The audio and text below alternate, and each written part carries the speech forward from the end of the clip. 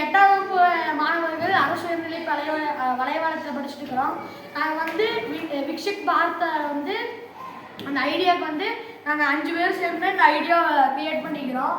அதாவது எங்கள் ஊரில் மட்டும் இல்லை, எல்லா சைடுமே மழை பெய்யும் போது இந்த டிச்செல்லாம் அடைச்சிக்குது. இந்த டிச்செல்லாம் அடைச்சிக்கிறதுனால இந்த டிச்செல்லாம் அடைச்சிக்கிறதுக்காக மெயினான இந்த பிளாஸ்டிக்ஸு, இந்த கவரு, இந்த மாதிரி பயன்படுத்துகிற நெகிழி பொருட்கள் தான் இதுக்கெல்லாம் மெயின் காரணம். இதை வந்து பயன்படுத்துறதுனால டிச்சில் அடைப்பு ஏற்பட்டு இங்கே வந்து தண்ணியெல்லாம் தேங்கி நின்றுக்குது. இதனால் துப்புரவு பணியாளர்களுக்கெல்லாம் ரொம்ப கஷ்டமாக இருக்குது. அதனால இந்த குப்பையெல்லாம் எடுக்க முடியல. அவங்க வந்து சின்ன சின்ன டிச்சாக இருந்தாங்கன்னா நாங்கள் அந்த துப்புரவு பணியாளர்கிட்ட போனோம். சரி ஐயா, நீங்கள் எப்படி ஐயா அந்த டிச்சில் இருக்கிற குப்பையெல்லாம் க்ளீன் பண்ணின்னு கேட்டோம். சின்ன சின்ன டிச்சாக இருந்தால் குச்சியை வச்சு எடுத்துருப்போம். இதுவே பெரிய பாதாள சாக்கடை இது மாதிரி இருந்தால் நாங்கள் உள்ளே இறங்கி பக்கெட்டாக மோந்து ஊற்றுவோம் அப்படின்னாங்க.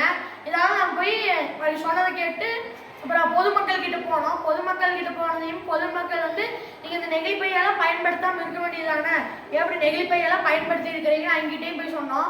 அவங்க இருந்துக்கிட்டு நெகிழி பையெல்லாம் எப்படி பயன்படுத்தாமல் இருக்க முடியும், கடைக்கு போனால் நெகிழி பை கொடுக்குறாங்க, அதை கொண்டு வந்துடுறோம், அவங்களாம் அப்படி இப்படின்னு சொல்கிறாங்க. இந்த நெகிழி பையை எரிச்சாலும் காற்றெல்லாம் மாசு விட்டுரும். அதனால் நாங்கள் அந்த நெகிழி பையை எரிக்கவும் முடியாது. மண்ணில் போட்டு புதைச்சா அதுக்கு மேலே அது இன்னொரு தீங்காக விளைவிக்கும்.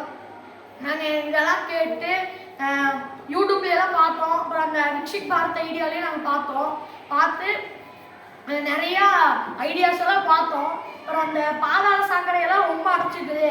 அதுக்காக நாங்கள் இந்த ஐடியாவை உருவாக்கிக்கிறோம். இது வந்து பில்டிங்கு, இதெல்லாம் ரோடு. இது வந்து இப்படி மழை பெஞ்சிச்சுன்னா இந்த பாதாள சாக்கடையை வந்து அந்த குப்பைகள்லாம் போய் சேர்ந்துச்சுன்னா அதை அடைக்காமல் இந்த ஒரு சலை மாதிரி வச்சுக்கிறோம். இருக்கிற ஓட்டை வழியாக தண்ணியெல்லாம் இந்த பாதாள சாக்கடைக்கு உள்ளே போயிடும். இதை வந்து அவங்க வந்து க்ளீன் பண்ணுறதுக்கு வரும்போது இந்த ட்ரைனேஜ் மூடி இப்படி கழட்டிட்டு இதை வந்து வெளியே எடுத்துக்கலாம். இப்படி கழட்டி இந்த ஜல்லனை மாதிரி நம்ம செட் பண்ணிக்கிறதா வெளியே எடுத்துக்கலாம். இந்த மாதிரி செட் பண்ணுறதுனால அவங்களுக்கு அந்த நோயும் வராது. இதுவே இது மாதிரி இல்லாமல் இருந்தால் அவங்க உள்ளே இறங்கி பக்கெட்டில் மோந்து விட்டுவாங்க. அதனால அவங்க உடம்புல கை கால் எல்லாம் இந்த சொறி இந்த மாதிரி புண்ணெல்லாம் வந்துடும். அதனால தான் நாங்கள் இந்த மாதிரி ஒரு ஐடியாவெல்லாம் பண்ணிக்கிறோம்.